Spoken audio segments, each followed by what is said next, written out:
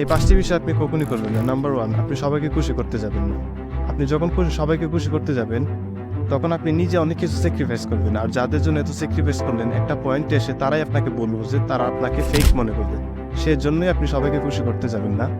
শুধু ওই মানুষগুলোকে খুশি করবেন যাদের অবদান আছে আপনার জীবনে, যাদের সাথে থাকলে আপনি মোটিভেটেড হন, যারা আপনাকে গুড ফিল করায়, শুধু ওই মানুষগুলোকে আপনি খুশি করার চেষ্টা করবেন। নাম্বার 2, আপনি কখনই পরিবর্তনে ভয় পাবেন না। আপনি যদি পরিবর্তনে বিশ্বাসী না হন, সেক্ষেত্রে আপনার পার্সোনাল গ্রোথ হবে না, আপনি সামনে আগাতে পারবেন না। সেই জন্যই আপনি কখনই পরিবর্তনে ভয় পাবেন না। নাম্বার 3, অতীতে কখনো পড়ে থাকা যাবে না। অতীতের করা ভুলগুলো নিয়ে কখনো রিগ্রেট ফিল করবেন না।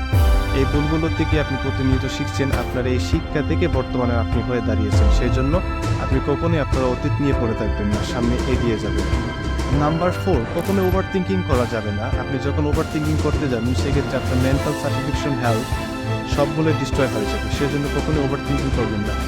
আপনি যদি কোনো ভুল করে থাকেন, ভুলটা কেন হয়েছে এবং এটার সমাধান কী, এটা আপনি নিজের রেসপন্সিবিলিটি নিয়ে সেটা সমাধানের জন্য আগাবেন। আপনি কখনোই ওভার থিঙ্কিং করবেন না। Number 5, never doubt your self. আপনি যদি ভাবেন দরজাটা নক করার আগেই খুলে যাবে, তাহলে কিন্তু হয় না। আপনাকে অবশ্যই দরজা লক করতে হবে এবং দরজা লক করার মতন সৎ সাহসটুকু আপনার ভিতরে রয়েছে। তাই কখনো আপনি এটা ভেবে বসে থাকবেন না যে আমি হয়তো বা দরজাটা নক করতে পারবো না।